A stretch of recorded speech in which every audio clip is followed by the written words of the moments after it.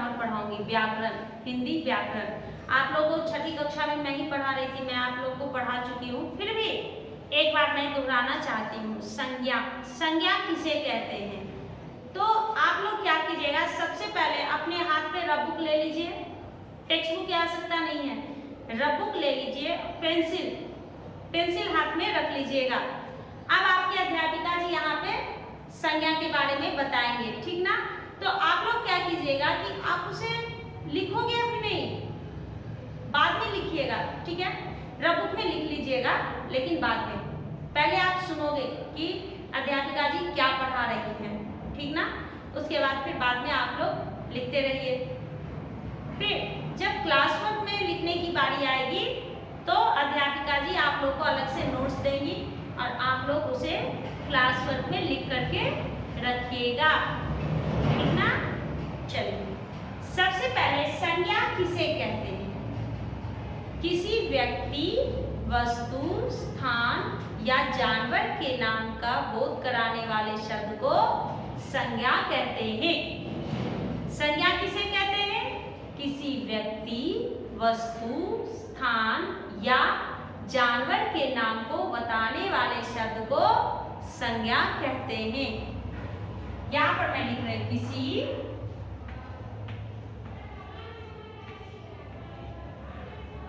व्यक्ति, वस्तु, स्थान या जानवर के नाम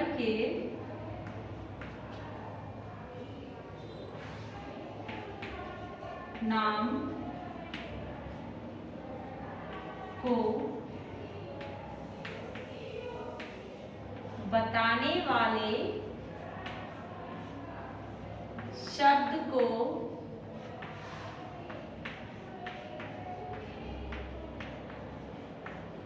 संज्ञा कहते हैं।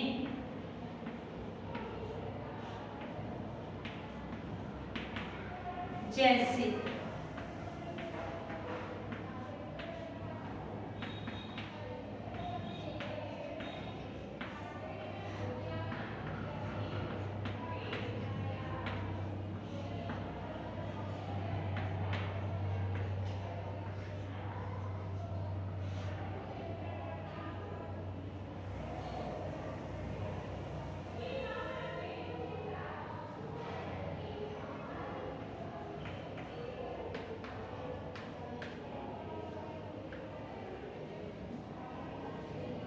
मैंने यहाँ पे क्या क्या लिखा? किसी व्यक्ति, वस्तु, स्थान या जानवर के नाम को बताने वाले शब्द को संज्ञा कहते हैं। जैसे पटना, शंकर, बाइबिल, रामायण। ये सब क्या है? ये आपका कोई भी व्यक्ति का नाम है, वस्तु का नाम है। अब यहाँ पर आप लोग क्या कीजिएगा, सबसे पहले संज्ञा किसे कहते हैं उसे ध्यान से देखोगे, उसे ध्यान से पढ़ोगे, ठीक है? फिर उसे समझने की कोशिश कीजिए। अब जैसे कि यहाँ पर रहेगा, राम आता है। अब इसमें संज्ञा क्या है? एक वाक्य दे दिया जाता है और उसमें कहता है संज्ञा शब्द को छांट कर लिखिए, संज्ञा शब्द को छांट कर लिखिए। तो इसमें संज्ञा क्या है? राम। संज्ञा क्या है? राम। तो हम लोग इसको यहाँ अलग करके लिख देते हैं राम। क्यों? क्योंकि राम जो है वो संज्ञा है। राम क्या है? संज्ञा।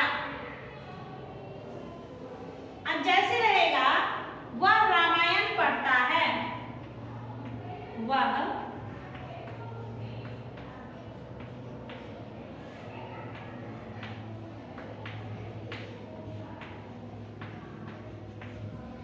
रामायण पढ़ता है। इसमें संज्ञा क्या है? तो इसमें संज्ञा जो है वो रामायण है। संज्ञा क्या है? रामायण। आप लोगों को समझ में आया? संज्ञा क्या है? रामायण। तो इसको हम अलग करके लिख देंगे।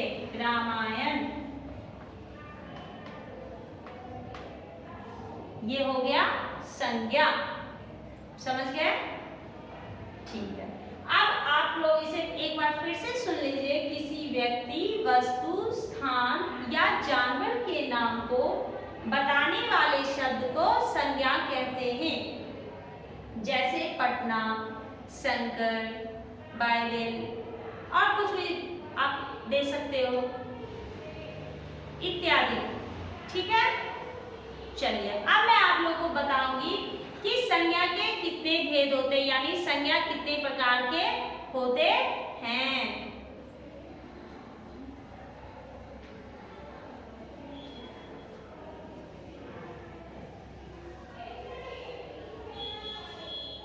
संज्ञा जो है वो 5 प्रकार के होते हैं। संज्ञा,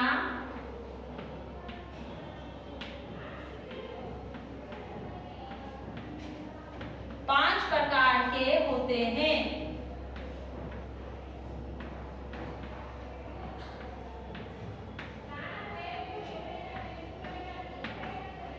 संज्ञा 5 प्रकार के होते हैं। सबसे पहला क्या है?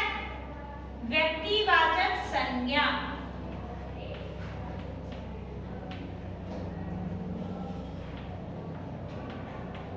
सबसे पहला क्या है? व्यक्तिवाचक संज्ञा। दूसरा क्या है? जातिवाचक संज्ञा। तीसरा क्या है? भाववाचक संज्ञा।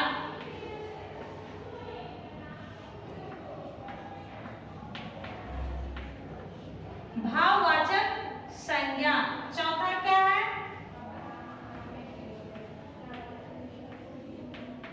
समूहवाचक संज्ञा। पांचवा क्या है?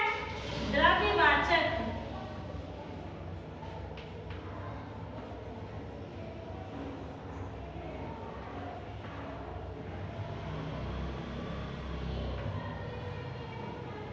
पांचवा क्या है?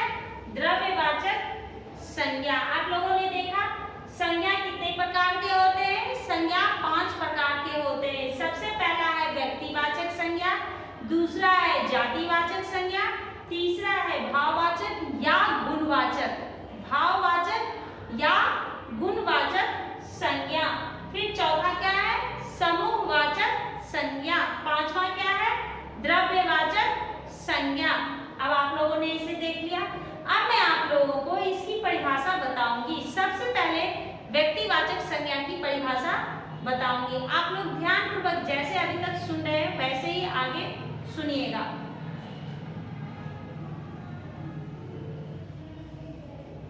अब व्यक्तिवाचक संज्ञा किसे कहते हैं?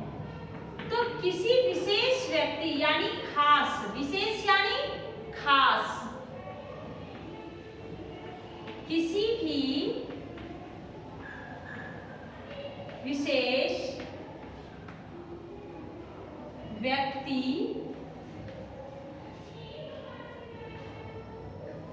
विशेष वस्तु, विशेष जानवर या विशेष स्थान को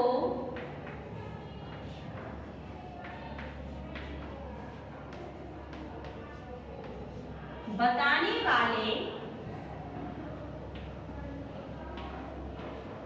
शब्द को व्यक्तिवाचक संज्ञा कहते हैं। व्यक्तिवाचक संज्ञा कहते हैं।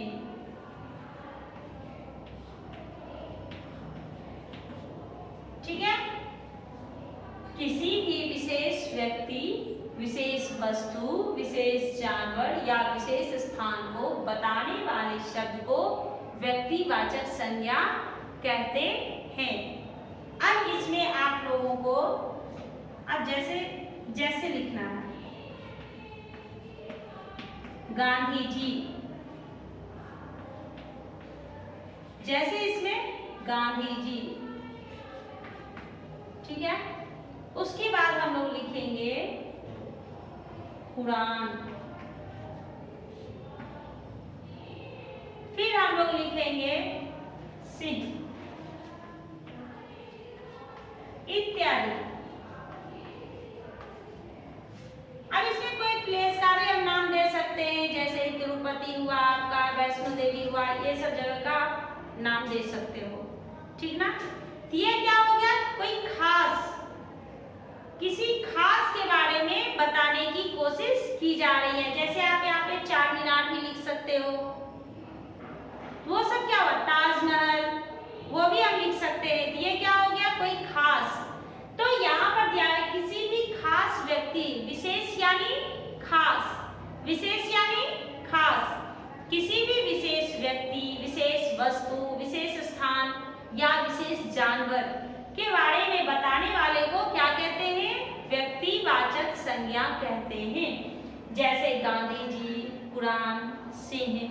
अब यहाँ पे आप लोग चार मीनार, ताजमहल कुछ भी दे सकते हो इत्यादि। ये सब क्या हो गया, व्यक्तिवाचक संज्ञा में आता है। अब ये आप लोग को पता चल चुका है। अब मैं आपको दूसरा बता रही हूँ, जातिवाचक संज्ञा।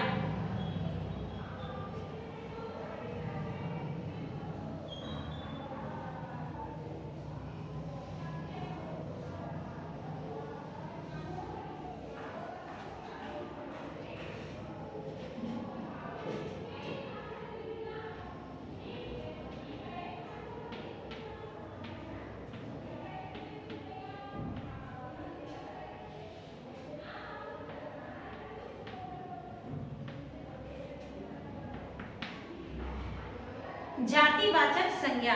अब जातिवाचक संज्ञा क्या है, आप लोग पहले पढ़ चुके हो, फिर भी अब मैं आप लोग को फिर से पढ़ा रही हूँ, इसलिए थोड़ा ध्यान दीजिएगा।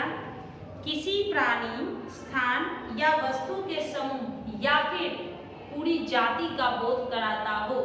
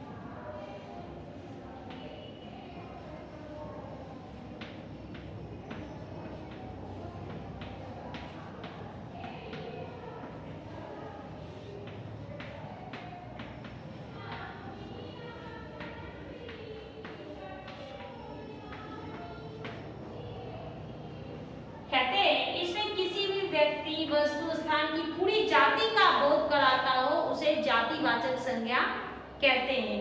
अब जैसे इसमें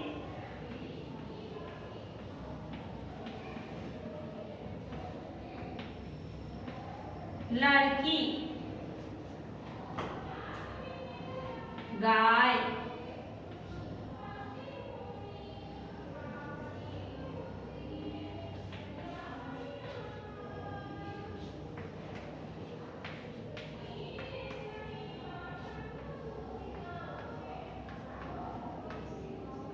इत्यादि, ये सब क्या है, जातिवाचक संज्ञा में आता है। जातिवाचक संज्ञा में पूरी जाति का बोध कराता है, पूरी जाति का बोध कराता है। जैसे यहाँ लड़की, लड़की में कोई एक लड़की का नाम मैं नहीं लिखी, लड़की यानी पूरी लड़की जाति का बोध हो रहा है। गाय, गाय में किसी एक गाय के बारे में नहीं बता रहे, गाय में जितने भी हैं,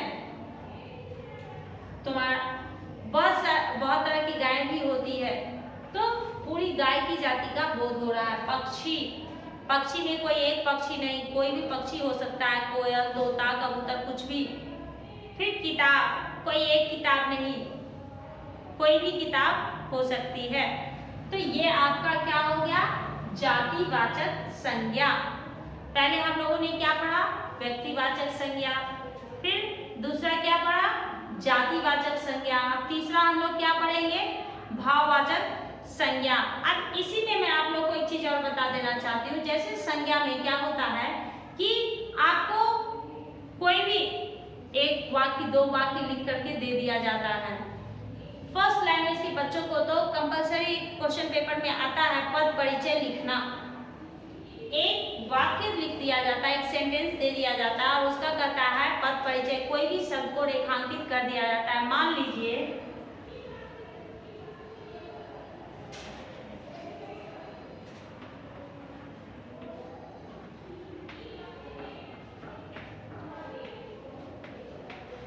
यहाँ पर दिया हुआ है कि राम खाता है।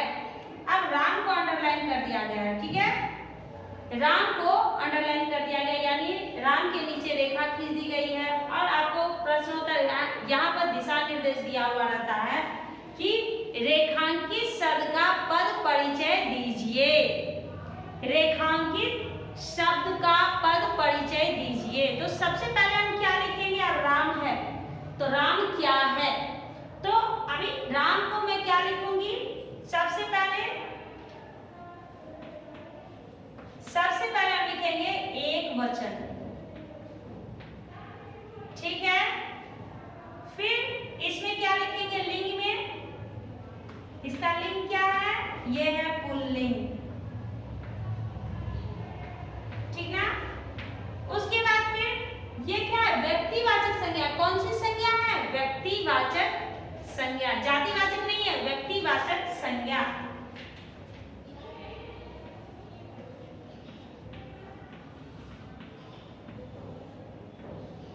तो इस तरह से आपका पद परिचय जो है वो पूरा होगा। आपको अलग अलग करके लिखना पड़ेगा, तब जाकर के ये शब्द आपका पूरा होता है। अब हो गया, आज हम लोग यहीं तक पढ़ेंगे।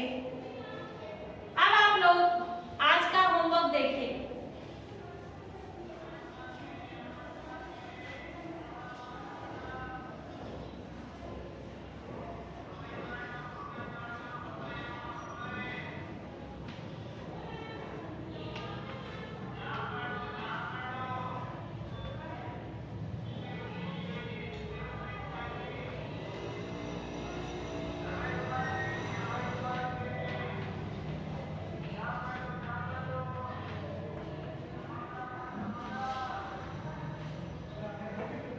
संज्ञा की परिभाषा और दो भेद, व्यक्तिवाचक और जातिवाचक, ये दो जो मैं लिखा चुकी हूँ उसको आप लोग पढ़ोगे। रफ बुक में लिख करके आप लोग पढ़िएगा। ये नहीं जो टीचर मेरे पास मोबाइल नहीं था, ये नहीं था, वो सब नहीं। आप लिख करके अच्छे से धीरे धीरे सुंदर अक्षर में लिखिएगा और उसे पढ़िएगा। अब अगली कक्षा में मैं आप लोगों को इसके 3 गुण और बचे हुए हैं, यानी 3 भेद बचे हुए, वो मैं आप लोगों को पढ़ाऊंगी, ठीक है। धन्यवाद बच्चों।